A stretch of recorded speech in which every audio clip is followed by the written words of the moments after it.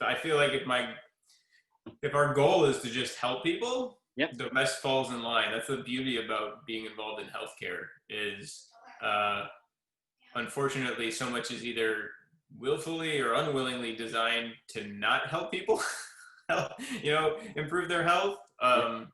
That if you are out there trying to actually show some care towards patients, that's enough to get you where you want to go.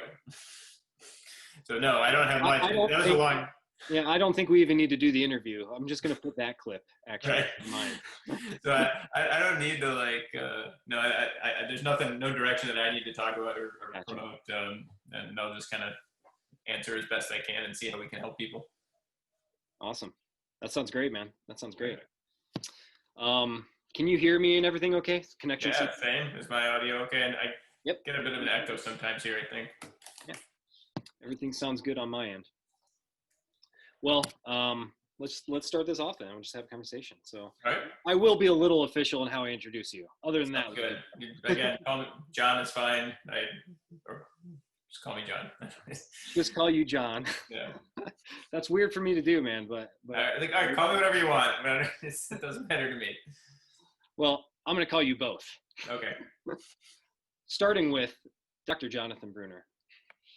No, hey, I really appreciate you coming and having this conversation with me. I really do. I think what you do is extremely unique. We'll talk a little bit about how we met even in the past down the road here. But if you don't mind, John, please tell us about yourself, about your practice, and what you're up to. Sure.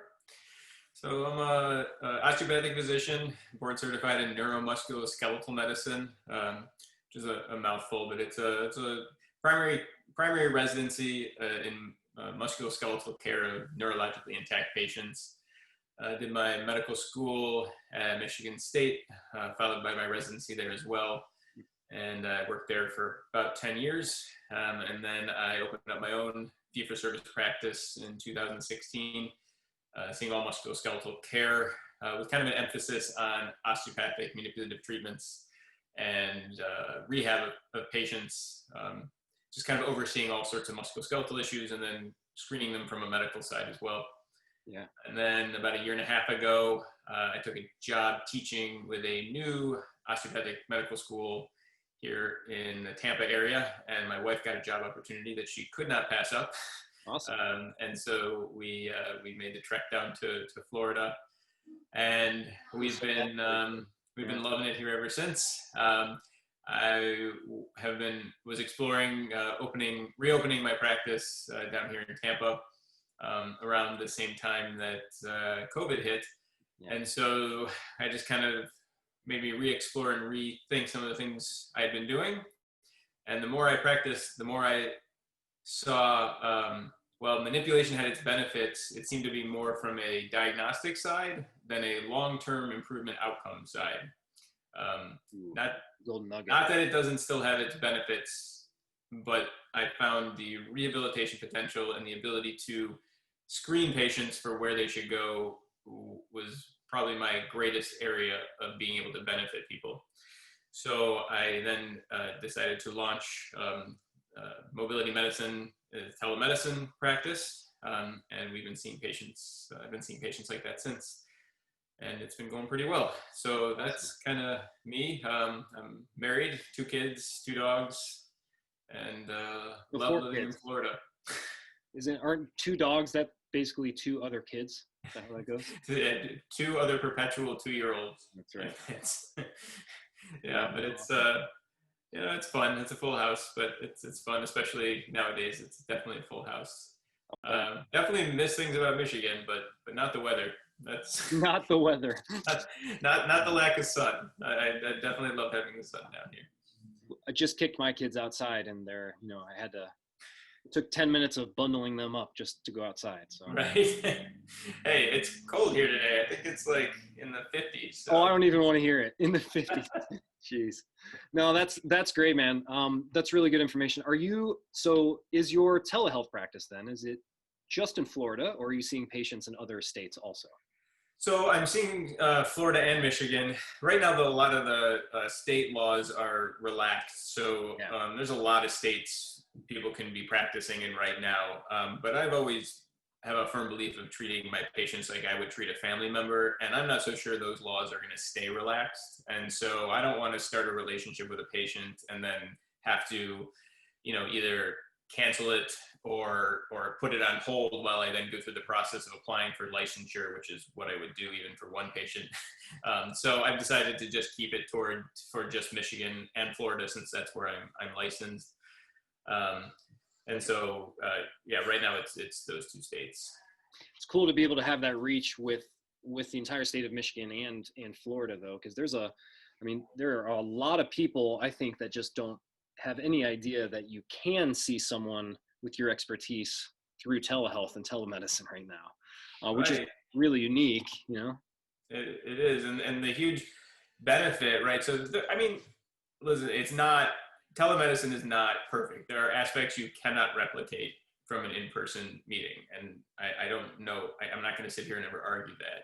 Yep. But it's always about a balance between, the benefits from doing one versus the other. And one of the huge benefits from telemedicine is what you just said. You get to help, the opportunity to be able to help so many more people, and so many people that don't have access to care, whether they're in areas where there isn't the specific, a medical care nearby. Maybe they are unable to travel, and then right now with a pandemic, maybe they just aren't, they have other health issues, or just aren't willing to, or would prefer to have a non-in-person encounter. So yeah, there are huge benefits to it. And it's been eye-opening to see how many more people that we can reach out to and help with telehealth.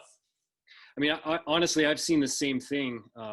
My license is only in Michigan, but another secondary benefit there is that I think there are many people that are in search of someone with a certain skill set, whether it be diagnostic or treatment or whatever they're looking for. Right. I feel like sometimes you don't have someone that's local that can help you with that kind of thing in the way that you're looking for.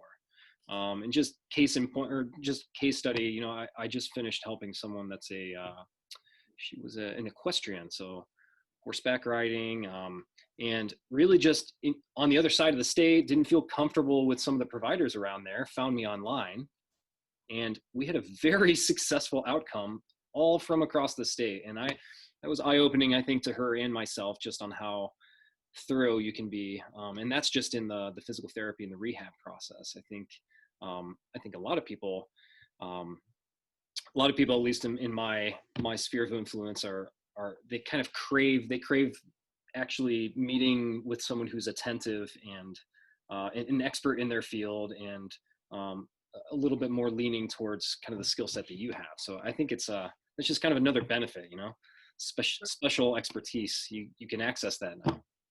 Yeah. Telehealth requires, some patience, right? No matter what it does, whether it's the dealing with the technological aspects, or just, even the patient interaction takes maybe a little bit more time, because, it's a little bit more efficient to be in person.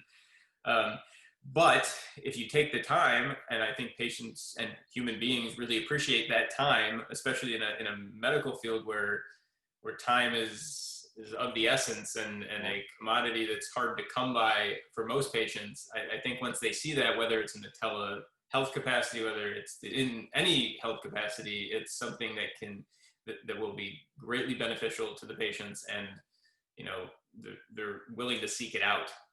So yeah, absolutely, it's a great thing.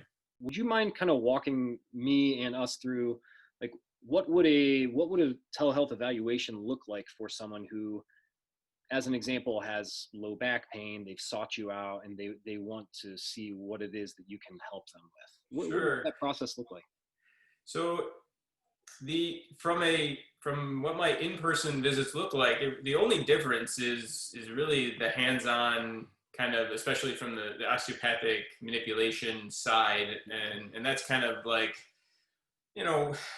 using my hands to get things gently moving better. That's the part I don't have. Outside from that, it's really not that much different from my in-person visits. So with everything in the medical side of things, the most important thing is the history taking, like getting the information, what has happened, where it came from, what has happened to them in the past that maybe doesn't even, seem to correlate to what's going on. So that's, a good chunk of all of my visits anyway was obtaining that information. So that is still the same. I do have patients fill out some pre-visit paperwork, but it's very just basic stuff because I like to get it from patients. I mean, every patient has a story to tell. Yeah. And that story needs to be brought out, by the practitioner, because if the patient knew what was going on, if the medical community knew what was going on, they would be coming to see you. They would have fixed it, right? So they need to tell you the story, and you need to guide them along to try and tease out what is valuable, what is being missed, what happened that seems to not relate to this, but really does. And that's a big portion of it, is getting that history and trying to really be a detective to figure out what started this. From that low back pain, I can't tell you how many times it stems from a lower leg injury that happened in high school that they just don't even think about, or rehab it on their own and continue to have, ankle instability, knee proprioceptive issues, whatever it is, and then trying to piece that together, and then making sure, and then that's where my role, I think, changes, because I get asked a lot, like, what's the difference between you and what a physical therapist does? There's differences, there's definitely differences, but that's the main thing, is kind of from like a medical side, making sure there isn't a bigger medical issue going on that's getting missed, like an autoimmune disorder, for instance. Yep. If, we need to go down the path of imaging testing, things like that, but that's all taken in the history, looking for red flags, looking for things that might point me down the path of, is it, malignancy, what could possibly be driving this, and what's the best direction to go. So that's the first big chunk of my visit, is the history. And I think it's very important and often overlooked, because, the medical community, we don't have the time to do that. It takes a lot of time to spend to figure that out. So that's the first There's part. a lot of barriers. You have to get past meeting that person for the first time, and like, how are you going to communicate with this person? I know it well. I think what separates some providers too is their ability to actually hear the history. I think those stories that patients have, by and large, they oftentimes go unheard. And I think that's why many patients leave appointments feeling like they've not really got to the issue that sparked their problem. So that's really, honestly, not to like toot your horn here, but I think the way that I first was introduced to you even was through a mutual patient of ours years ago that just raved about that one specific thing. It wasn't even I'm not sure I've even told you this, but it wasn't even like, hey, Dr. Bruner is like amazing. The manipulation he provides is like out of this world. It wasn't that, although I'm sure that was true. It was, wow, I've never sat down with a DO and felt heard and understood, and like we actually have a plan to get me out of this pain problem I'm dealing with. Like, they had never experienced that before, and you were able to provide that. And that's just awesome, man. I think we certainly can do that through telehealth and in person, not just one or the other. Absolutely. And then especially thank you. That's like, you couldn't pay me a better compliment than that. So that's, well, I didn't pay her. It was a patient. Well, I will thank her. I remember. Yeah.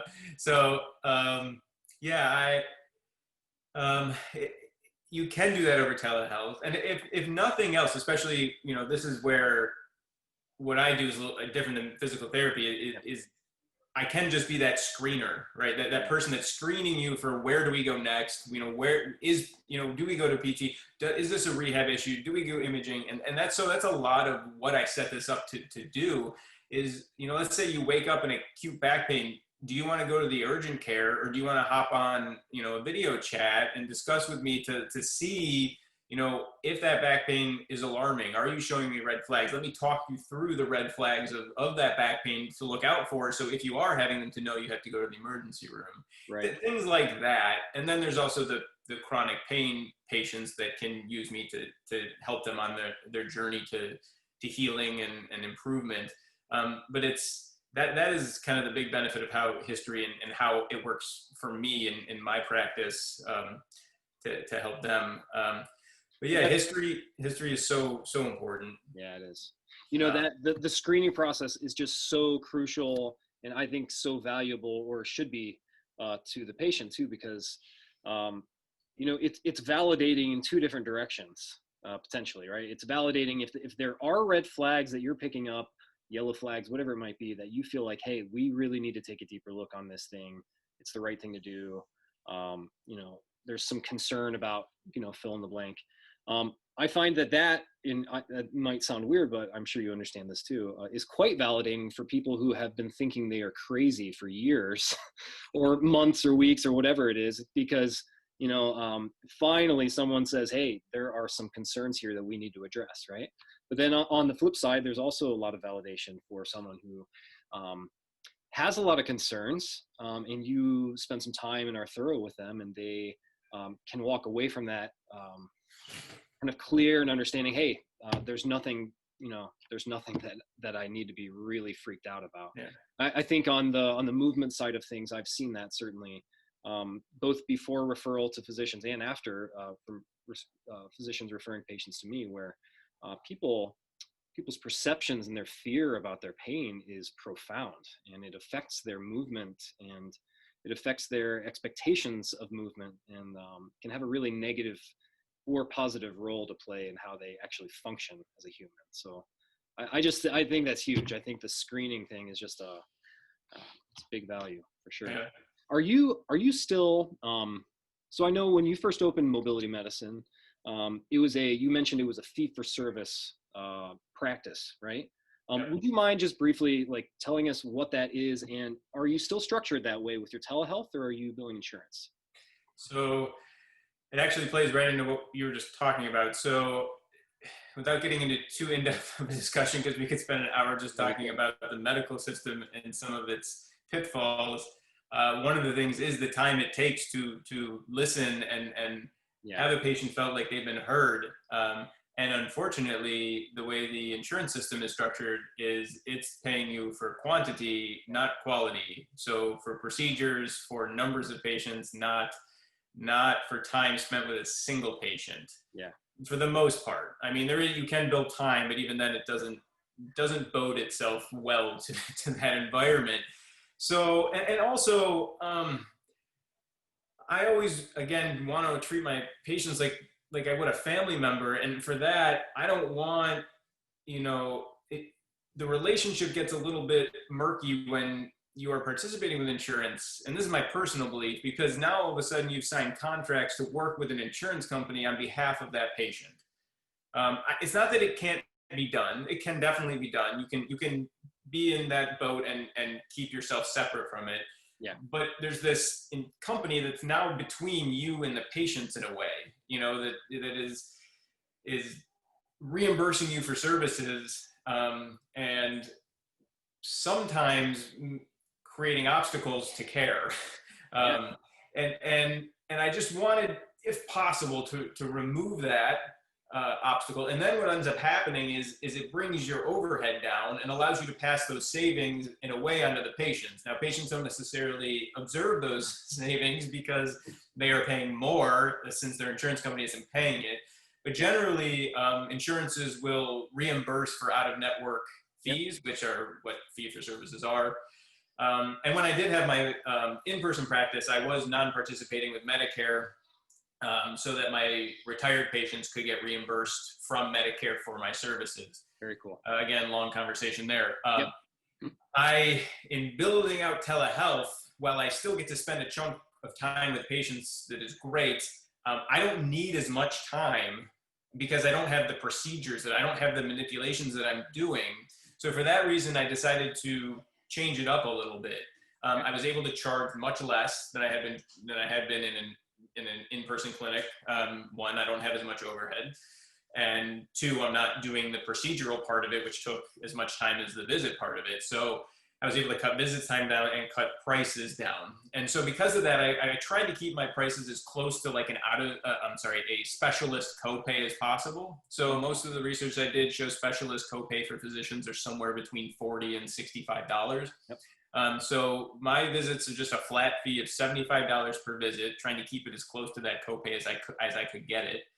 That's awesome. And it is still a reimbursable amount by insurance companies if they have out-of-network coverage, except for Medicare. I'm actually, I do not participate with Medicare, so now Medicare patients, they won't get reimbursed from Medicare for the services unless they happen to have a secondary insurance. Right. Again, it's a whole long, I don't know if this is the interesting part of this conversation that we're going to go into, because insurance can go on I don't forever. I don't know that we want to go down that rabbit hole now, although you know my passion about out-of-network stuff too, and I would love to have that conversation another time too. But I think that's awesome, and I think a lot of times people don't really, I guess in my experience, and I'm sure you felt the same here, but whether or not they can get reimbursed when they're dealing with some significant problems sometimes matters far less than someone helping them with their issue genuinely, right? So $75 is at that price point, you're not going to see many other specialists, physicians for that matter. It's about the price of a copay. And then I also, my ultimate goal is to have a group of patients that have a musculoskeletal specialist on hand when they need them, when something happens. So my goal is to have kind of a membership type model, but I still want that fee for visit option, because I want people to give me a shot without having to commit. Like there are people that are like, all right, well, I'm not so sure telemedicine works for me, but at least this way I give them the opportunity to see me, figure out if it's what's right for them, because if it's not right for them, I don't want anybody in a position where it's not something that they were looking for. Absolutely. I obviously think it's something they'll be looking for, but so I also have a monthly option. It's $99 a month, which again, I think is priced very competitively, and they get multiple visits a month, and those are for more of the chronic patients that are looking for more follow-up care, or just to kind of be seen whenever they have something come up. That's awesome. Yeah, I didn't realize you had a membership model. That's also unique, and I think another reason I wanted to highlight you, because you're innovating here with healthcare, and that's just we need that. We need more of it. Go ahead. Sorry. It's similar to like a direct primary care model. Yeah, those are starting to pop up where it's the last person I interviewed was a direct primary care. Oh yeah. So I think it's a brilliant idea. It's just a little bit tough to implement in a practice where you're actually needing more time with patients, so like in a physical therapy practice, it might be a little bit tough. I don't know. I'd have to put some thought into it, but I was able, because I was able to kind of take that piece away, I've been able to set it up that way. And again, my biggest thing is I want a relationship with my patients. Yeah. So that membership model makes that happen. And that's why I did it more than anything. Like we're in it together, and I want to be there for you. And so that's the main reason I set it up. No, I get it, man. We at Limitless, we have membership options actually too, for a very similar reason. We work with a ton of athletes and just people that tend to have more active and competition goals into the future. And I think once they see the value of working one-on-one and exceeding the pain and function goals that they had, and now they have performance goals, there's so much opportunity to optimize movement. So we started that a year or two ago also, with a small percentage at least of our patients when they're finished with conventional physical therapy. That's been a great add-on for patients to have access to. Well, hey, real quick, I don't think I fully sorry to interrupt.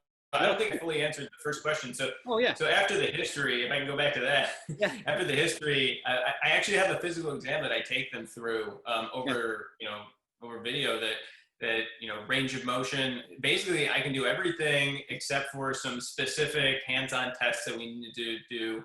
Reflex testing, I obviously can't do. But even strength, I can't have the patient do it, I guess. But even strength testing, I can't get a specific grading on that strength testing. I can more or less have the patients show me what they can do. And, I can definitely test for frank weakness. And then I can, range of motion is a big thing because that's going to tell me where I'm finding restrictions. You know, I look at bite mechanics as well. I have them show them their teeth, open their mouths, look for jaw deviation.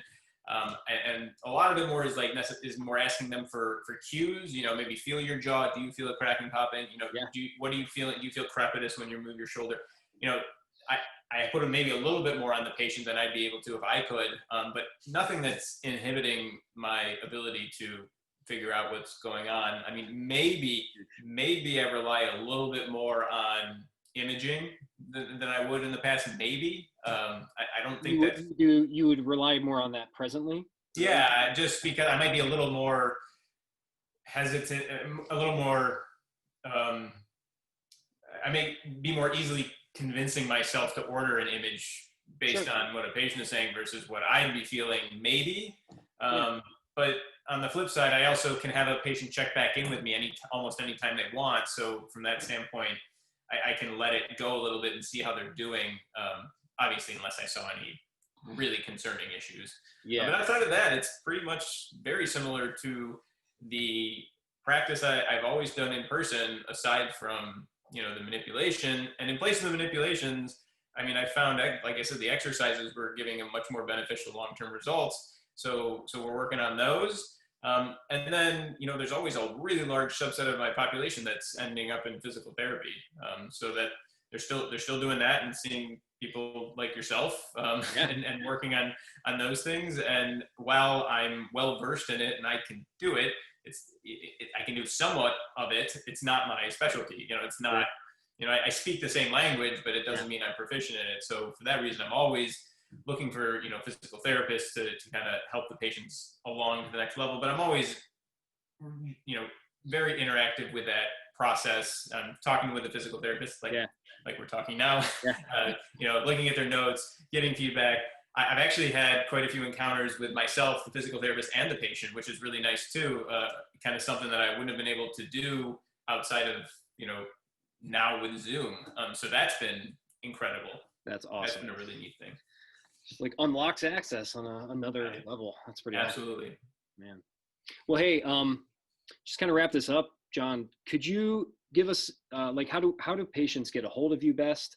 What's the best way for them to learn more about you and for them to even get in touch with you if they're looking for your services? So the best way is to go to the website. It's www.mobilitymedicine.com. It's, wrong one. Right up there. Just mobilitymedicine.com. From there, there is a chat option, which I am usually on and able to answer any questions. They can email me as well through the website, or the email is, again, mobilitymedicine@mobilitymedicine.com. Pretty easy to remember. Or they can call me.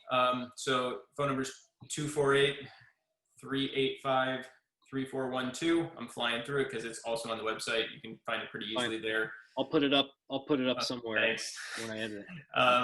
And then I would say once, or if they don't have any questions and they're looking to book, it's really easy. There's a book now button right on the website. You just click on it.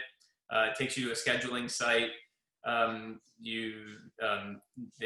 Requires a credit card just to hold the appointment. We don't bill it until the appointments actually happen. We just ask for 24 hours notice to cancel. I'm pretty lenient on that. It's just, please be polite. Awesome. Don't keep me waiting. And then we bill it afterwards. And a couple of things too, I'd say, some people are, like I said, I like the per visit option at first before you really get to know if you want to sign up. And so sometimes if somebody decides they want to sign up, we can then roll that into a membership type option, so you don't have to pay again. Perfect. Yeah, it's I've tried to do everything I can to make it really easy, streamlined, and simple to have patients sign up. There still are, you know, the legal documents that every physician's office has to sign. So after you do sign up, you get a link signing up for our patient portal. And because we're virtual, I'm not sure how you guys do it, but like the portal is like just so necessary in order to just maintain privacy for everybody. Exactly right. And everything's done through the portal. You don't even need to print anything out. You do it all on your phone or your computer. And, you know, I've had anywhere from, you know, 20-year-olds to actually 90-year-olds do it and get it done. So it's not too complicated. That's awesome, man. Well, hey, really, really appreciate you giving us this info. And I think, anyone who's interested, certainly I'm going to steer them your way. And I hope you continue to have success with this, because this is really, really good stuff that you're doing. I appreciate it so much. It was great seeing you. Thanks for having me on. Hey, man, for sure.